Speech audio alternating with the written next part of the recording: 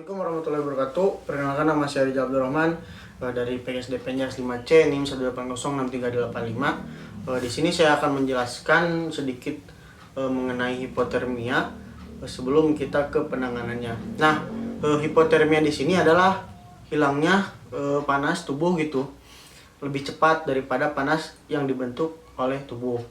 Nah, sehingga suhu tubuh tersebut rendah gitu, yaitu kurang dari 35 derajat Celcius. Nah, penyebab hipotermia di sini terjadi ketika panas yang dihasilkan tubuh itu tidak sebanyak panas yang hilang. Nah, sejumlah kondisi yang berpotensi membuat panas tubuh banyak itu menyebabkan hipotermia. Nah, yang pertama itu terlalu lama berada di tempat dingin, mengenakan pakaian yang kurang tebal saat cuaca dingin, terlalu lama mengenakan pakaian basah, terus yang terakhir itu terlalu lama di air gitu. Nah, ini bisa menyebabkan hipotermia. Nah, di sini ada beberapa keadaan yang dapat memperburuk hipotermia.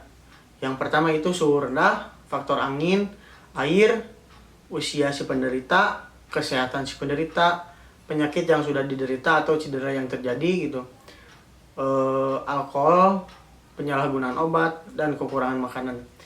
Nah, di sini ada jenis-jenis hipotermia sesuai dengan tingkat kecepatan hilangnya panas tubuh pada tubuh. Nah, hipotermia di sini dibedakan menjadi 3, yaitu hipotermia akut, hipotermia akibat kelelahan, dan hipotermia kronis. Nah, hipotermia akut di sini atau imersi, kondisi ini terjadi apabila seseorang kehilangan panas gitu secara mendadak dan sangat cepat gitu. Contohnya saat seorang jatuh ke kolam yang dingin. Nah, yang kedua itu akibat kelelahan. Nah, pada kondisi yang terlalu lemah gitu, tubuh tidak akan mampu menghasilkan panas, sehingga orang tersebut akan jatuh pada kondisi hipotermia. Nah, untuk yang terakhir itu adalah hipotermia kronis. Nah, jenis ini gitu terjadi apabila panas tubuh menghilang secara perlahan. Kondisi umum ini terjadi gitu pada lansia yang tinggal di ruangan dengan kehangatan yang kurang gitu, atau pada tunawisma yang tidur di luar ruangan. Nah, gejala dan tanda-tanda hipotermia di sini ada 2, yaitu hipotermia sedang dan hipotermia berat. Nah, untuk hipotermia sedang gitu, yang pertama itu menggigil, terasa melayang, pernapasan cepat gitu, nadi lambat, gangguan penglihatan, reaksi mata gitu lambat, yang terakhir itu ada penurunan respon. Nah, untuk hipotermia berat di sini ada 6, yaitu pernapasan sangat lambat, denyut nadi sangat lambat, tidak ada respon, mata melebar dan tak bereaksi. Nah, alat gerak kaku, tidak menggil. Nah, terkadang hipotermia berat di sini bisa menyebabkan kita ke alam sadar bawah seperti itu. Nah, pada bayi hipotermia ditandai dengan kulit yang terasa dingin dan terlihat kemerahan. Bayi juga terlihat diam, lemas, dan tidak mau menyusu atau makan. Nah, untuk penanganannya bisa lihat di video selanjutnya. Assalamualaikum warahmatullahi wabarakatuh. Perkenalkan, nama saya Rizal Abdurrahman dari PNS 5C.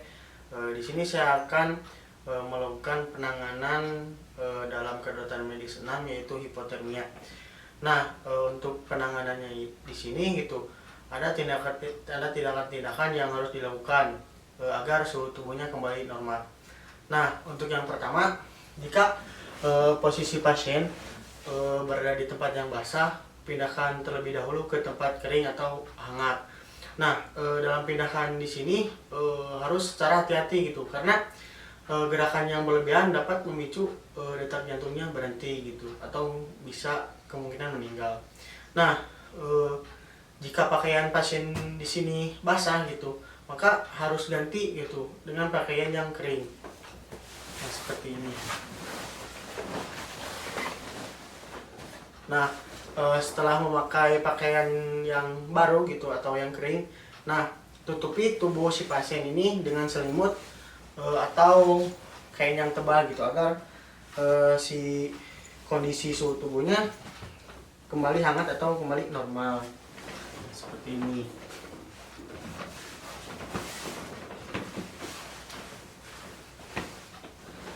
Nah, jika ia sadar gitu dan mampu bisa menelan air, maka kasihlah air hangat atau air teh ke si pasien tersebut.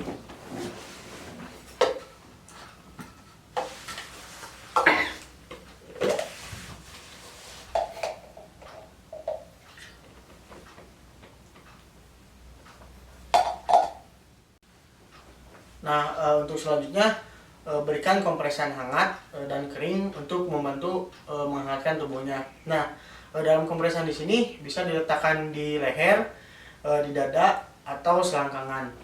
Nah, seperti ini.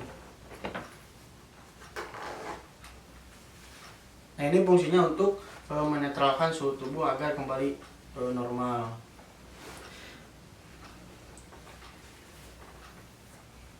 Nah, setelah dikompres, hindari gitu kompresan di lengan atau tungkai karena akan menyebabkan darah yang dingin gitu mengalir kembali ke jantung, paru-paru maupun otak.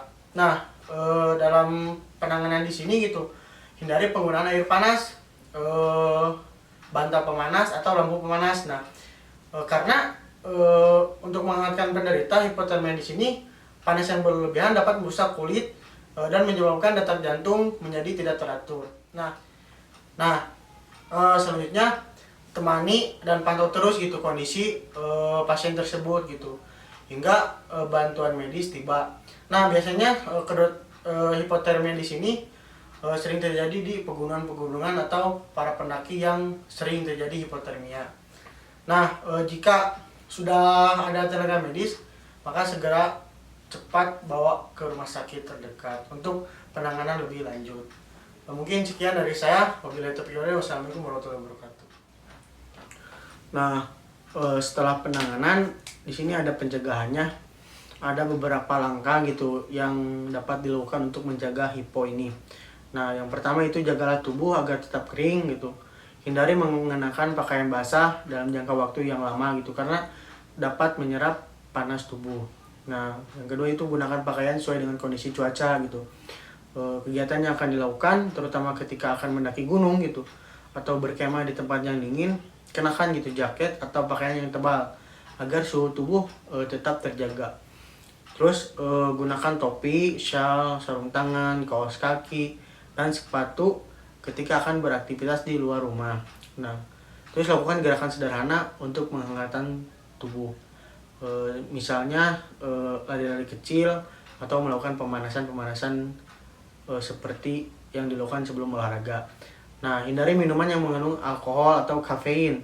Konsumsilah minuman dan makanan hangat. Seperti itu mungkin untuk pencegahannya yang sederhana. Mohon maaf bila banyak kata-kata yang kurang dimengerti atau salah, mohon dimaafkan. Wabillahi taufiq wal hidayah. Wassalamualaikum warahmatullahi wabarakatuh.